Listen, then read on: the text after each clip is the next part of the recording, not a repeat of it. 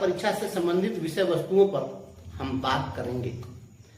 तो हम आपसे आज इस वीडियो के माध्यम से रूबरू हैं और सक्षमता परीक्षा उत्तीर्ण शिक्षकों से संबंधित मुद्दों को लेकर तरह तरह के YouTube चैनलों पर भांति भांति की खबरें प्रचारित की जा रही है।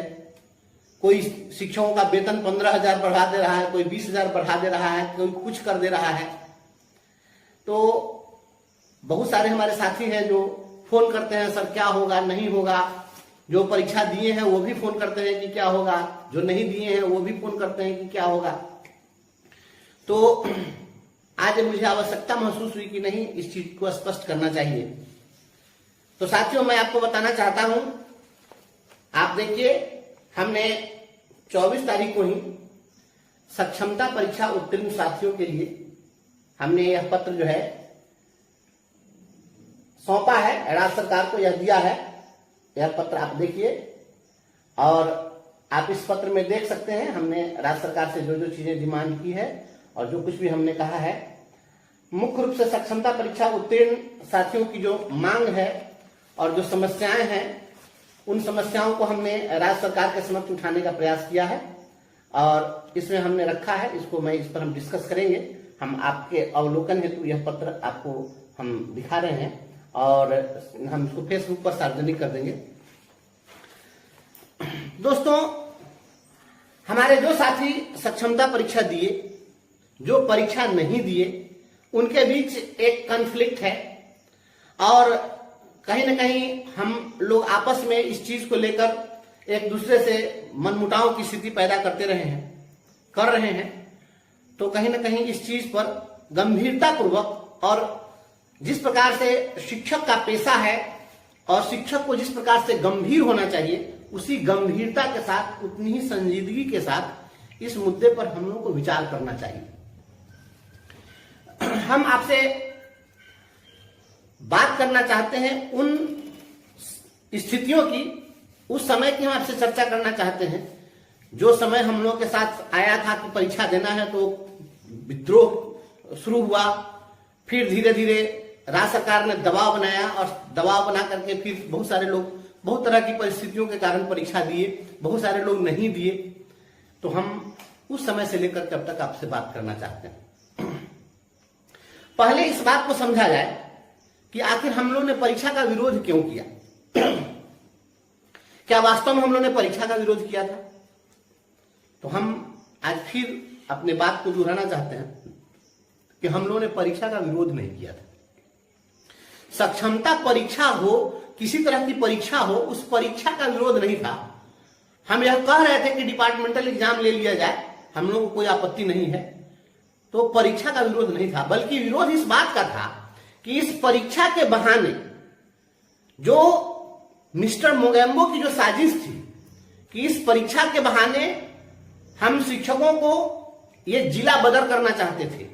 तो हम इसके विरोधी थे कि जो लोग अपने घर परिवार में हैं, अपने बाल बच्चों के साथ हैं, परिवार के साथ हैं, तो आखिर उनको आप परिवार से, घर से बेघर करना क्यों चाहते हैं। दूसरा हमारा सबसे बड़ा सवाल था कि जो आपने विशिष्ट शिक्षक नियमावली बनाई थी, उस नियमावली में आपने कहा कि विशिष्ट शिक्षक बनने के बाद अधिकार के रूप में आप प्रोन्नति का दावा नहीं कर सकते। मतलब हमारा प्रमोशनल एवेन्यू खत्म कर दिया गया उस नियमावली में। और तीसरी बात थी कि जब विशिष्ट शिक्षक बन जाएंगे तो चूंकि नया पद होगा तो पूर्व की सेवा हमारी शांत हो जाएगी, तो वो हमारा सेवा निरंतरता का लाभ हमको नहीं मिल पा रहा था। तो ये तीन ऐसे मुद्दे थे जिन मुद्दों को लेकर हम लोग का विरोध था। विरोध था कि आप हमारा स्वैच्छिक स्थानांतरण दीजिए, हम कह रहे थे कि हमको सेवा निरंतरता का लाभ दे दीजिए, और हम कह रहे थे कि हमारे प्रमोशनल एवेन्यू को बरकरार रखिए। बस यही तीन मुद्दे थे। अगर ये तीन शर्तें सरकार अगर उस समय मान ली होती तो हम सभी लोग परीक्षा में शामिल होने के लिए तैयार थे। ऐसा नहीं था कि हम सीधे सीधे परीक्षा को नकार रहे थे। तो ये आपको मैं आज फिर इस बात को मैं दोहरा रहा हूं और मैं आपको बता दूं कि हमने राज्य सरकार से जो बात की है उसमें हमने माननीय मुख्यमंत्री को, माननीय मंत्री शिक्षा विभाग को और अपर मुख्य सचिव महोदय को हमने मांग पत्र 24 तारीख को ही सौंपा। ये लगभग 12-13 दिन बीत गए हैं, हम इसको सार्वजनिक नहीं किए थे, क्योंकि हम इसको बहुत ज्यादा सार्वजनिक करके दिखाना हम नहीं चाह रहे थे। लेकिन चूंकि इतनी सारी खबरें आ रही है तो मुझे लगा कि नहीं, इस चीज को अब सार्वजनिक करना चाहिए। तो हमने ये राज्य सरकार के समक्ष बात रखी है, और मुझे लगता है कि हम लोगों ने जो बात रखी है उस पर सरकार कहीं ना कहीं गंभीरतापूर्वक विचार कर रही है। और इसमें हमने विषय में ही लिख दिया है कि सक्षमता परीक्षा उत्तीर्ण शिक्षकों को स्वैच्छिक स्थानांतरण, प्रोन्नति का पर्याप्त अवसर एवं पूर्व की सेवा के आधार पर वरीयता का लाभ प्रदान करने के संबंध में ये जो 3 हमारी मांगे थी, जो 3 शर्तें थी हम लोगों की, वो हमने अभी फिर से इसको दोहराया कि ये चीज आप दे दीजिए। राज्य सरकार अब चुनावी मोड में है। पहले तो आपने देखा कि किस प्रकार से जो तत्कालीन अपर मुख्य सचिव थे वह किस प्रकार से कर रहे थे। तो अपर मुख्य सचिव पूरे बिहार के शिक्षकों को एकदम यह चाह रहे थे कि मदारी का बंदर बना करके रखें कि हम डंडा से जो कहे, उठ तो उठ, बैठ तो बैठ, हाँक दे तो चल दे। तो हम लोग इसका विरोध कर रहे थे और वह शिक्षकों को हमेशा जलील करना चाह रहे थे। तो अगर जलील करने की नीति थी तो हमने इसका पुरजोर विरोध किया, और आपके विरोध की बदौलत, आप साथियों के इस विश्वास की बदौलत हम लोगों ने जो बात उठाई, हमारी आवाज वहां तक पहुंची सरकार तक, और धीरे धीरे यह जनमानस में भी बात पहुंचने लगी कि ये नेक इरादे उनके नहीं थे। वे इस प्रकार से हंगामा खड़ा करके अपना घोटालों का साम्राज्य चलाना चाहते थे, और इस बात को हमने मजबूती के साथ रखा।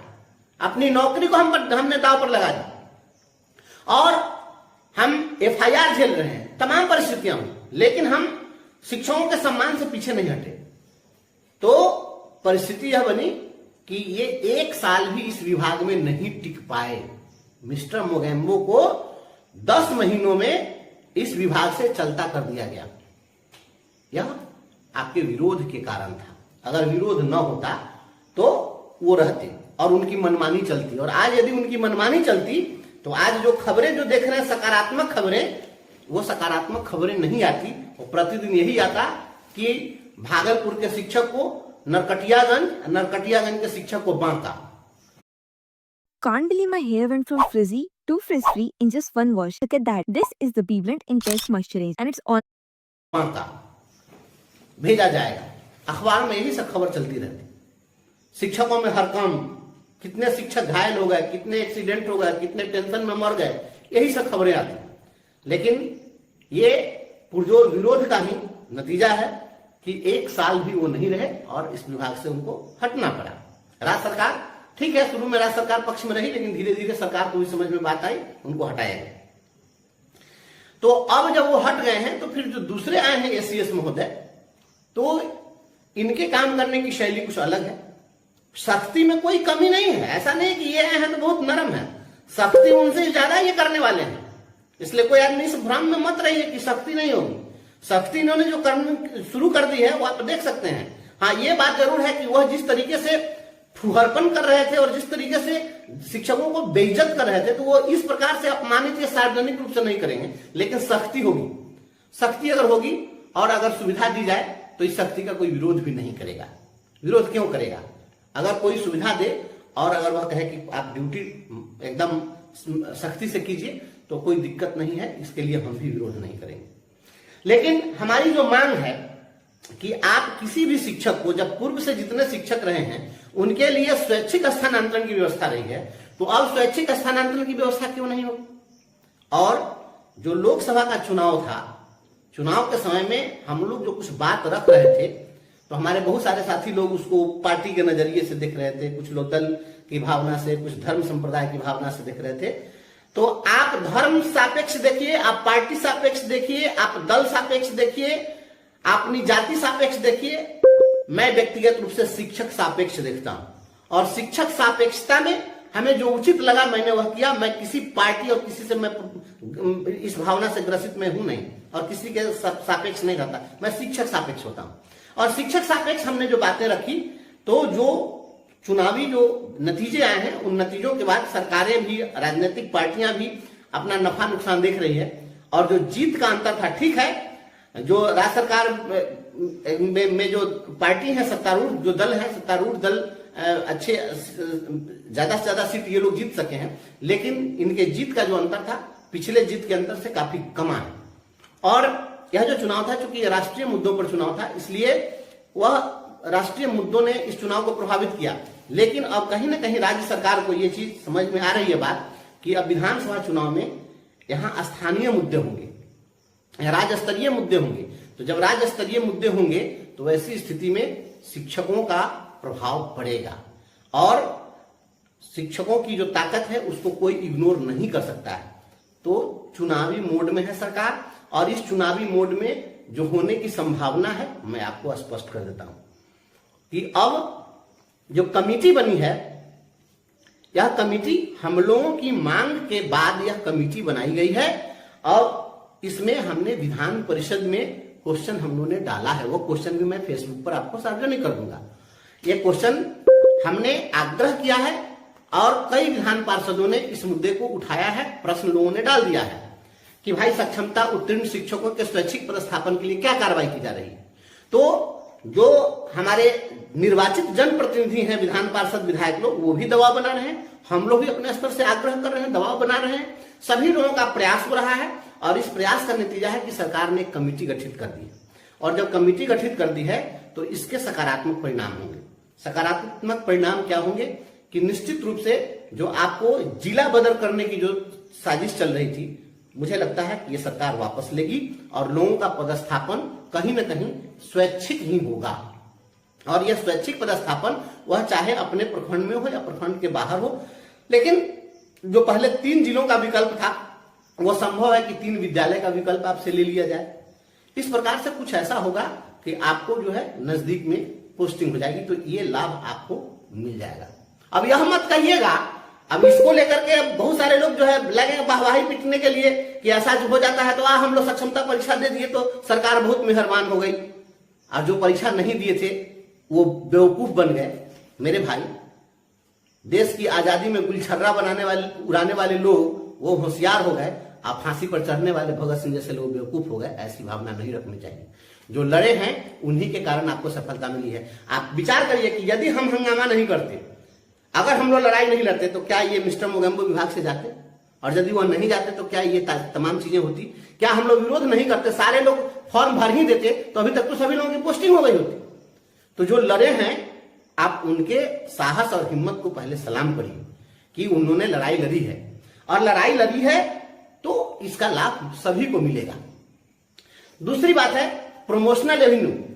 प्रमोशनल एवेन्यू जो है वह हमारा हाईकोर्ट में भी चल रहा है।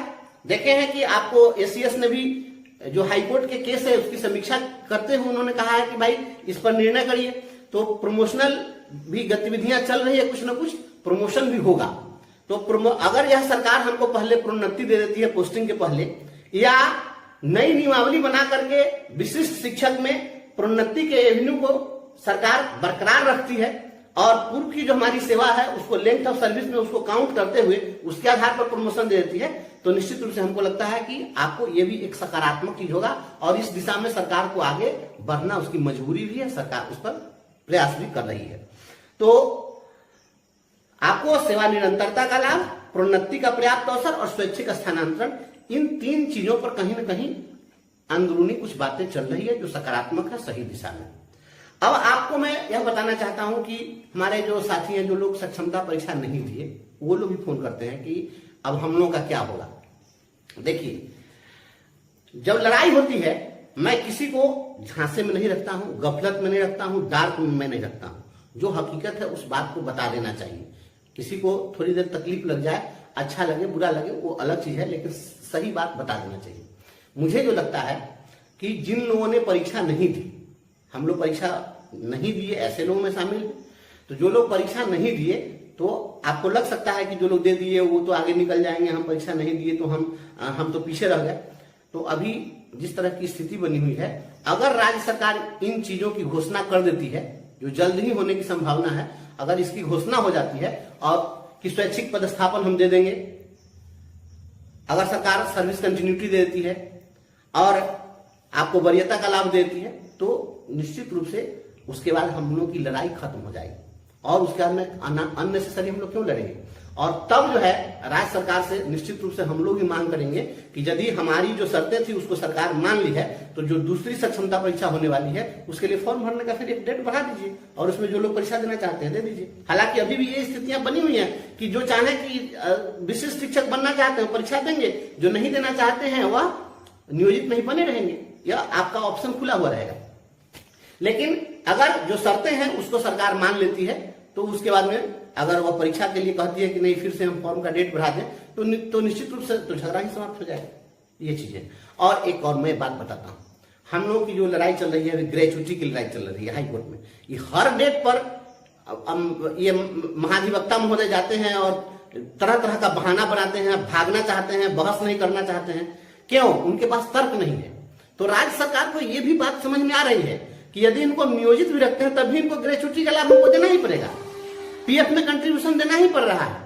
और वेतन की जहां तक बात है तो ये जो कह रहे हैं जो लोग यूट्यूब चैनल वाले, मीडिया वाले कि इनको 15,000 वेतन बढ़ जाएगा, 20,000 वेतन बढ़ जाएगा, तो ये फालतू बात है। कोई वेतन उतन बढ़ने होने वाला नहीं। आपको पहले से जो वेतन मिल रहा है और आपका विशिष्ट शिक्षक बनने के समय जो जितना आपका मूल वेतन होगा उस मूल वेतन के निकटतम जो फिटमेंट इंडेक्स में बना हुआ है उस इंडेक्स में आपको फिट किया जाएगा। तो उस इंडेक्स में जब आपका वेतन को फिट किया जाएगा तो थोड़ा बहुत वेतन बढ़ सकता है, वो बहुत ज्यादा इतना अंतर नहीं हो जाएगा, इतनी वेतन वृद्धि नहीं होने जा रही है। इसलिए वित्तीय बोझ सरकार पर बहुत ज्यादा नहीं बढ़ने जा रहा है। हम लोग, आपको याद होगा जो साथी पहले से लड़ाई लड़ रहे हैं, जब 2014 की लड़ाई लड़े थे तो हमने